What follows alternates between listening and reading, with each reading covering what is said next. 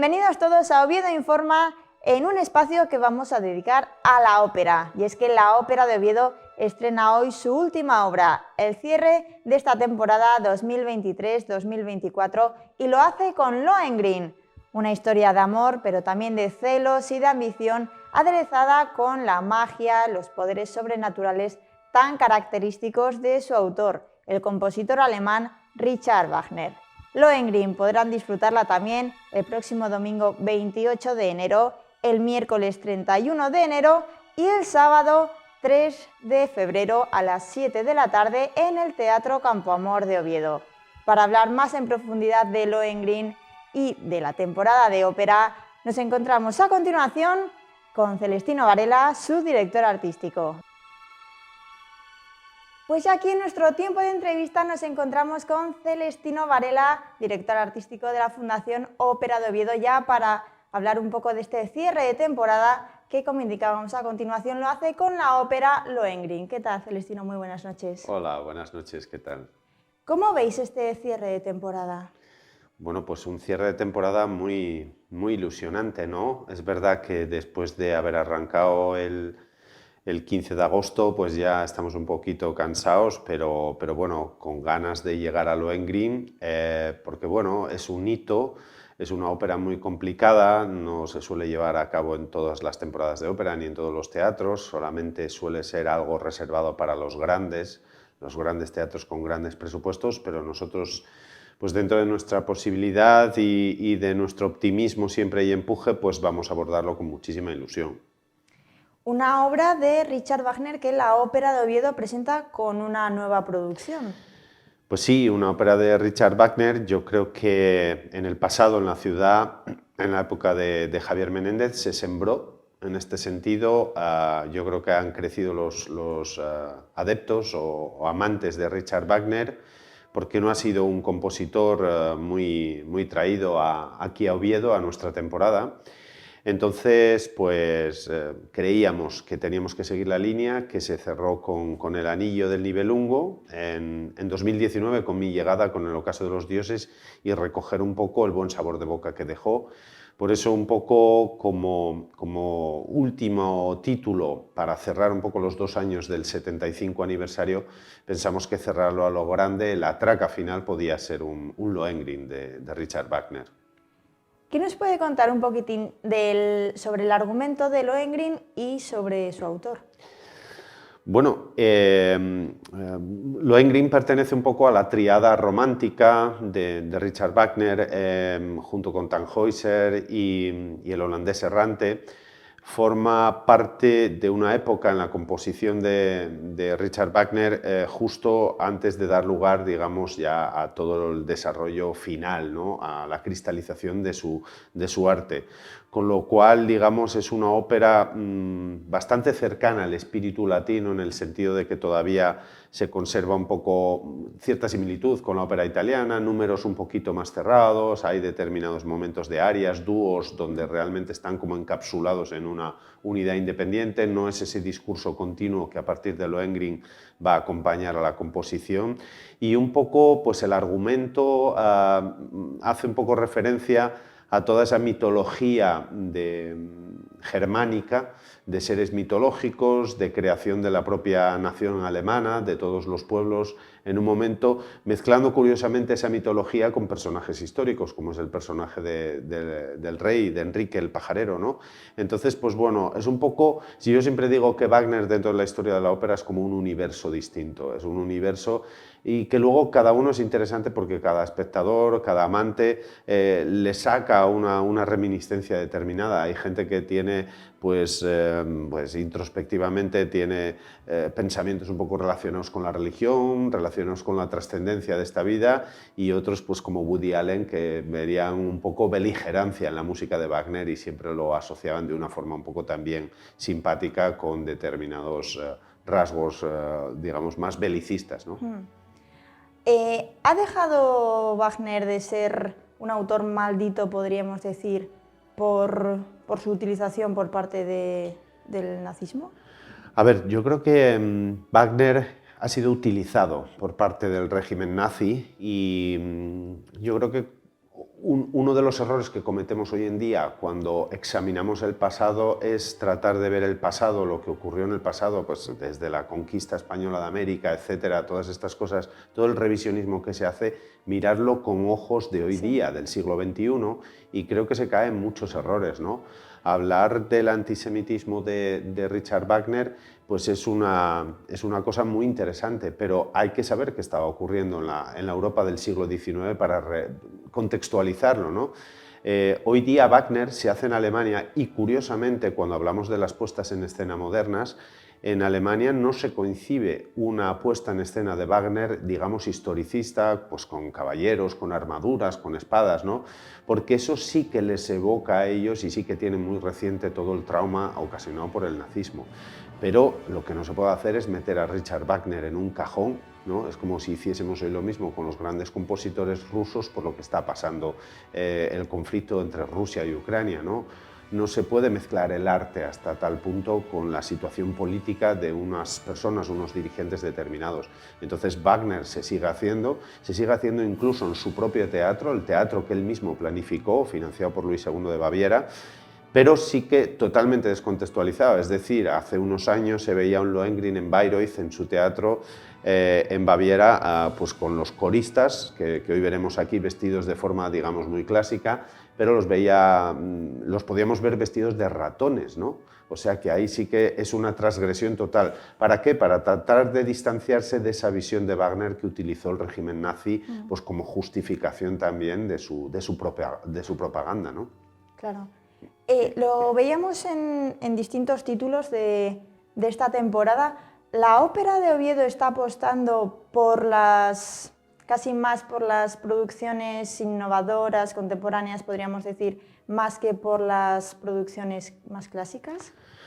Bueno, es que hoy día realmente, cuando estamos hablando de una obra que se estrena en 1850, nosotros estamos en 2024, algo tiene que evolucionar. La música, el libreto están escritos y eso, salvo muy pequeños matices, puede llegar a modificarse con algún corte, cosas que también se hacían en la época, con alguna variación en el libreto, minúsculas que también se pueden llegar a hacer en la época, pero obviamente los directores de escena hoy día quieren acercar lo que contiene una ópera a la sociedad de hoy día. El único instrumento prácticamente que nos queda es la puesta en escena.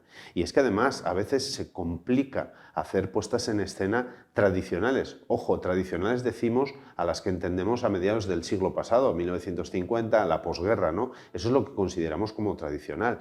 Pero yo creo que convive la necesidad de actualización del discurso operístico con los nuevos públicos que entran, siempre tratando de respetar a la gente. Yo recuerdo cuando yo llegué a un Rinaldo que se hizo de Händel, estamos hablando de un compositor del siglo XVIII, en los bocetos de Rinaldo, que es un caballero de las primeras cruzadas, de la primera cruzada, digamos, en la época de Händel, en el 18, no se le pinta con una cota de malla, con escudo, con armadura, sino que se le pintaba con un vestido más bien de la Grecia clásica. Entonces, ¿eso es lo que vemos nosotros como realmente fiel? No, si fuese fiel, también Händel en su época en Londres tendría que haberlo representado con armaduras y sin embargo no, optaban, bueno, pues en aquel caso como por una reminiscencia del Renacimiento de vestirlo de personaje grecolatino, ¿no? Entonces yo creo que esa discusión siempre está abierta y yo creo que hace poco que se vio con la Traviata, es verdad que mucha gente esperaba otro tipo de Traviata, pero muchísima gente que vio la Traviata por primera vez o gente que también había visto otro tipo de Traviatas, pues vio una apuesta en la que se reconocía el personaje de Violeta, se reconocía lo que tiene la historia dentro y lo que se puede sacar de ella y lo aceptó, ¿no? Es un discurso que también el teatro tiene que estar vivo, siempre, insisto, respetando a todas las opiniones. ¿Se detecta recelo quizás por parte del público más veterano que a lo mejor espera esa producción más fiel al original, podríamos decir? Bueno, es verdad que hay opiniones para todos los tipos, pero yo también he estado con gente, digamos, abonados que ya llevan muchísimos años con nosotros, que también les han gustado las últimas propuestas. Insisto, cuando por ejemplo hicimos el Hernani para cerrar la temporada anterior, la 75ª, que era algo que se podía ver en cualquier teatro de Centro Europa en 1950, hubo gente también que lo tildó un poco de ñoño, de cartón piedra, un poco a la gente que no le gustó. Las voces sí, pero la producción no les gustó. En fin, yo creo que lo importante es que el mensaje que el compositor y el libretista han querido transmitir con esa obra llegue y que se traduzca también o que se ayude a traducir al lenguaje de nuestros días.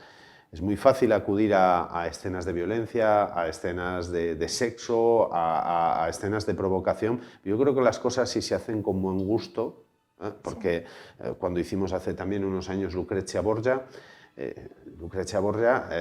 trasluce o habla de una época en la que incluso los papas tenían hijos y los hijos de los papas prácticamente pasaban a espada a media Italia con tal de ganar tierras para el Vaticano, de incesto entre hermanos, entre prácticamente padres e hijos. Entonces, ¿qué hablamos?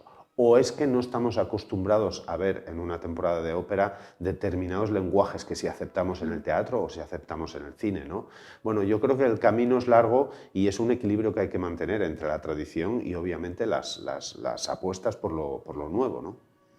Y yéndonos un poco a la otra cara de la moneda, se ve como más interés por parte del público joven al hacer este tipo de producciones quizás más cercanas a su lenguaje, podríamos decir. Pues sí, te tengo que contestar que sí. Nosotros llevamos unos años haciendo un esfuerzo muy grande por abrir el Teatro Campo Amor, la temporada, a nuevos públicos. Y es verdad que hay una frase muy recurrente de todos estos nuevos, digamos, espectadores cuando entran y dice: ah, es que yo no sabía que esto era la ópera. La música les ha encantado, la historia más o menos les ha encantado, porque al final pues, los seres humanos disfrutamos con el cuento de Caperucita, las historias tampoco son tan complejas, ¿no?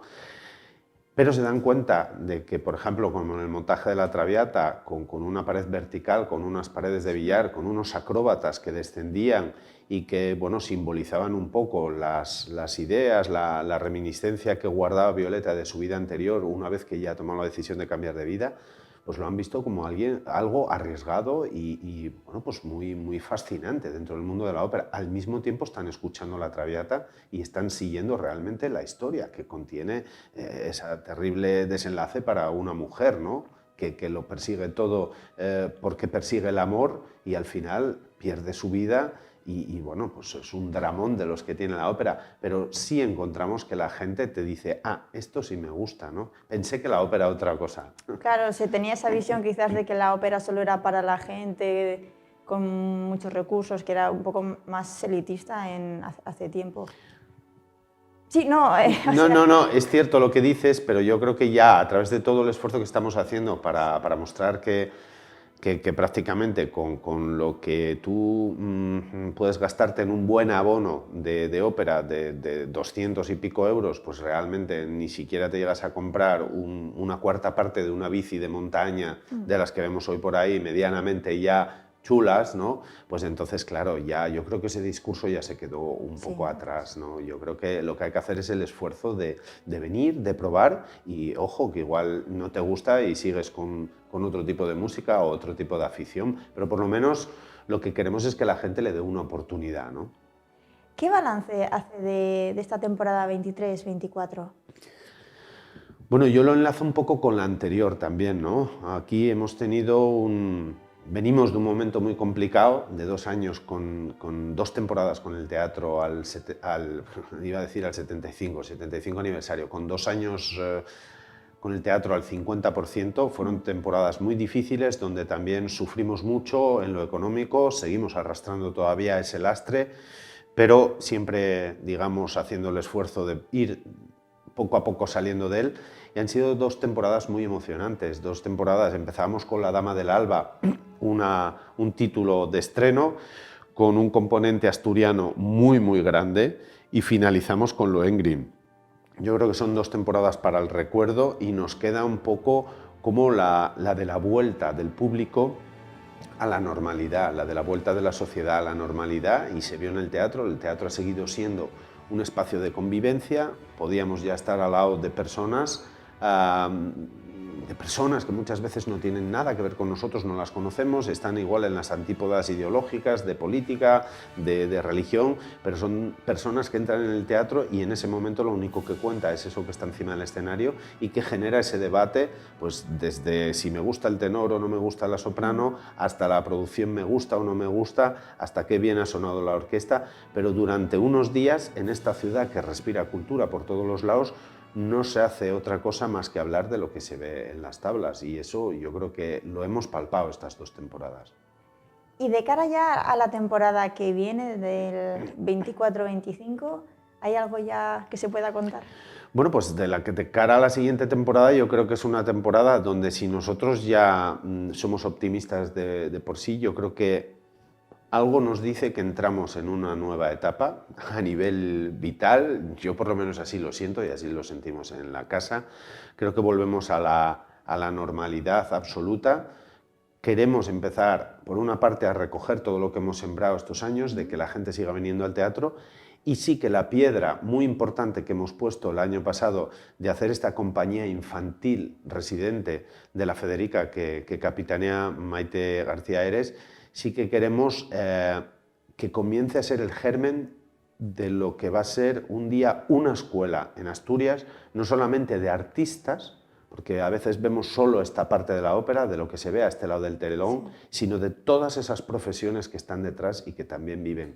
Todos esos técnicos, todos esos sastres, sastras, maquilladores, que son imprescindibles para que se levante el telón, van a empezar, digamos, de alguna manera a formarse, de una manera ahora mismo a través de esta compañía infantil, para mí es muy importante. Y también el esfuerzo que también está en marcha de llevar la ópera de Oviedo, que es la ópera de Asturias, no nos equivoquemos, es de Oviedo porque se hace en Oviedo, pero tiene esa vocación de ser la ópera de todos los asturianos y tal vez pues con esta vía de transporte nueva que se abre ahora, este horizonte, de toda la gente que venga a compartir con nosotros en Asturias pues unos días o la vida, porque estamos viendo que también hay mucha gente que quiere venir a vivir para acá.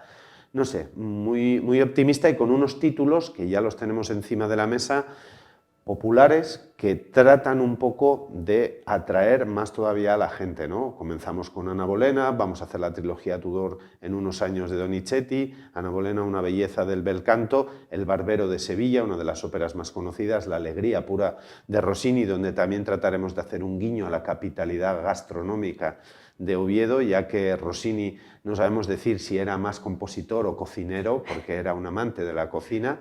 Luego seguiremos con óperas nuevas que nunca han venido al Campo Amor, como Arabella de Strauss, una maravilla que digamos, radiografía un poco a una sociedad muy parecida a la ovetense, la vienesa.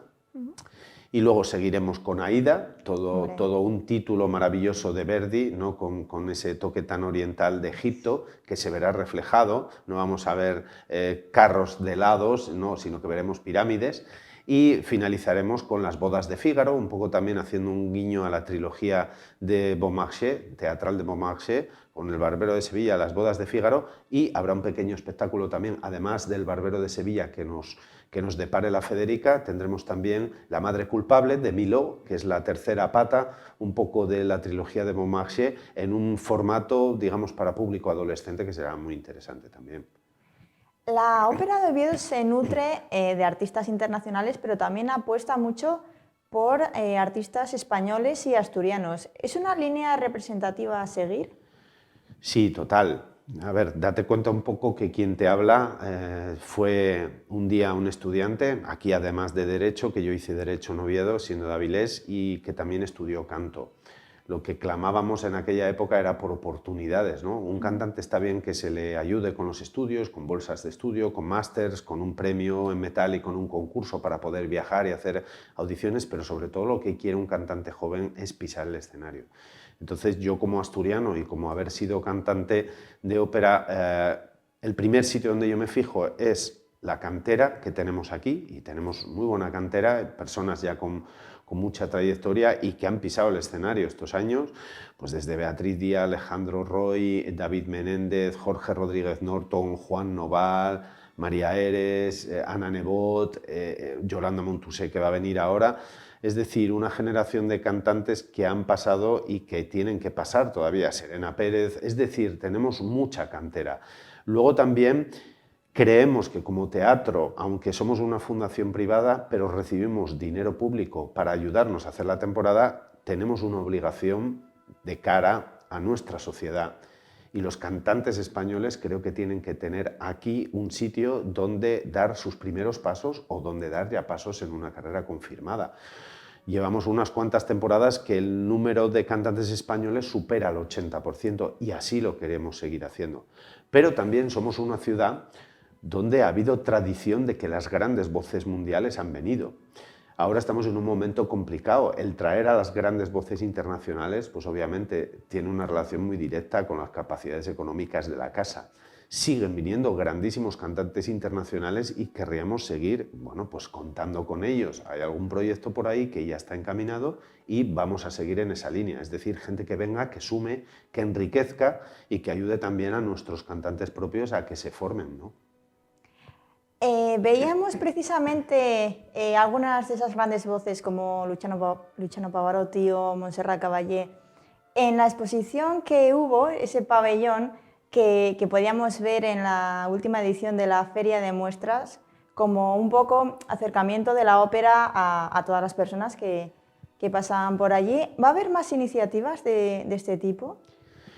Sí, era un poco lo que te decía antes, lo de seguir abriéndonos, ¿no? Esta experiencia, después de haber hecho la exposición el año anterior en Trascorrales, que fue un éxito, con prácticamente 12.000 espectadores, pues este año yo creo que nos hemos acercado casi a los 70.000 que pasaron por el stand en la Feria de Muestras, gracias a la iniciativa del Banco Sabadell Herrero, que nos brindó esa oportunidad, y con una exposición, con una línea, con un leitmotiv, como diría Wagner, muy definido por Pachi Poncela, colaborador nuestro, y que realmente bajaba un poco al género de la ópera, al género lírico, operístico, de esa nube donde a veces parece estar, de una especie de mundo elitista en cuanto a lo intelectual, para acercarlo más a un público de feria. La verdad es que recibimos un feedback por parte de todo el mundo que estuvo maravilloso.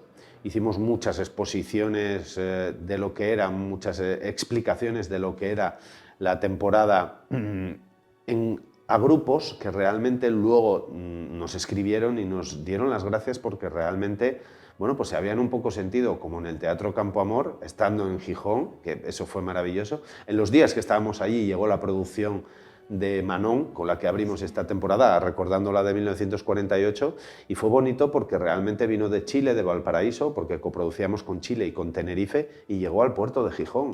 Es decir, al final los contenedores que se iban a ver luego aquí con la escenografía entraron por Gijón, nosotros estábamos en Gijón, por eso es la vocación, y como te decía antes, tenemos un proyecto de acercar la ópera, sobre todo fuera del eje de la Y, que facilita mucho, digamos, acercarse en un momento determinado a ver una función. Seguiremos con todas las retransmisiones, ¿vale? De 3 de los títulos de la temporada, pues a casas de cultura, a todos los ayuntamientos donde nos lo solicitan. El último fue Piedras Blancas, en Castrillón.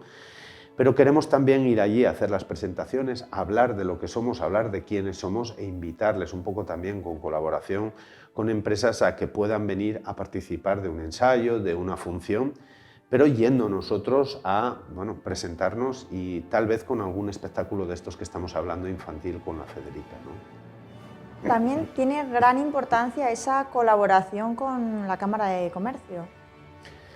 Sí, la recién estrenada colaboración con la Cámara de Comercio de Oviedo. En verano firmamos la colaboración con la Cámara de Comercio de Gijón, porque, bueno, creo que estos círculos de empresarios, de empresas, han visto el esfuerzo que se está haciendo por parte de la Fundación Ópera, porque es cierto que nosotros trabajamos en clave cultural, trabajamos en una clave de poner cuanto más alto el listón de la ópera en el norte de España, pero también hablamos de empresa, también hablamos de ser parte de la marca Oviedo, de la marca Asturias, y en ese sentido se han dado cuenta del esfuerzo que hemos hecho este año, también con alguna medalla, como la medalla de oro de la Cámara de Comercio hace unos años de Oviedo. Ellos han visto que pueden ver en la ópera un plus de lo que quieren mostrar de Asturias a la hora de pedir inversiones en nuestra tierra. Y nosotros también nos valemos o nos vamos a servir de ellos para tratar de abrir puertas en otros territorios, en otras cámaras de comercio, como la de León, por ejemplo, Castilla y León, que nos visitó en la Feria de Muestras, y siempre ir obviamente de la mano de las cámaras de comercio más importantes de nuestra región, Oviedo, Gijón. Para nosotros es muy importante porque hace que la persona que te escuche de otra manera, ya con una seriedad y con un rigor que es el que quiere transmitir la ópera a la hora de extender Asturias también, ¿no? Comentábamos antes la importancia de apoyar a los talentos españoles, asturianos. Mismamente, la Fundación Ópera de Oviedo cuenta con la Orquesta Sinfónica del Principado y con el coro de la Ópera de Oviedo. Sí, nosotros, tanto con la Orquesta Sinfónica del Principado de Asturias como con la Orquesta Oviedo Filarmonía, son las dos orquestas que colaboran con nosotros en la temporada y bueno, para nosotros es un privilegio, ¿no? Son además, como decía antes, dos colaboraciones de administraciones públicas con la Fundación Ópera y realmente estamos como muy sensibles y muy involucrados en todo lo que tenga que ver con nuestras orquestas. Por otro lado, también el coro, que ha cogido forma también después de haberlo profesionalizado a través de una empresa externa estos años, sigue contando con muchísimos cantantes asturianos. Tenemos que decir también que hay otros cantantes que acaban de instalarse en Oviedo a través de venir varias veces a reforzar el coro. Pues son personas muchas veces que tal vez vivían en Madrid, Barcelona, capitales donde es muy costoso vivir y se han venido aquí a vivir a Oviedo, donde ahora van a enlazar el trabajo de los 5 meses de la temporada de ópera con la temporada lírica de zarzuela también, y eso les permite, bueno, pues estar aquí, vivir aquí, es decir, hemos conseguido que haya gente que venga a vivir al Principado, a Oviedo sobre todo, a través de lo que se gestiona de cultura en esta ciudad, que como digo es un núcleo de cultura. Pues ya para finalizar, solo me queda que invite a los espectadores a ver Lohengrin y de paso a abonarse para la temporada que viene. Bueno, pues poco que decir, ¿no? Lohengrin, Richard Wagner, la ópera, el teatro Campo Amor son todo elementos que invitan a venir a compartir una tarde o más de una con nosotros. Están todos invitados y les esperamos estos días en el Teatro Campo Amor para cerrar este broche del 75 aniversario.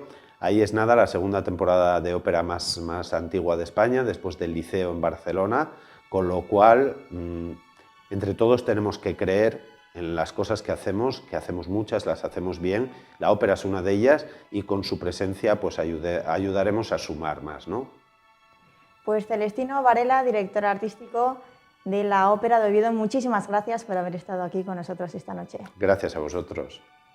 Y gracias les damos a ustedes por haber seguido una semana más Oviedo Informa. Les esperamos el próximo jueves con más información, más actividades que podrán disfrutar en la capital asturiana. Hasta entonces, disfruten de Oviedo con responsabilidad y pasen una muy feliz noche.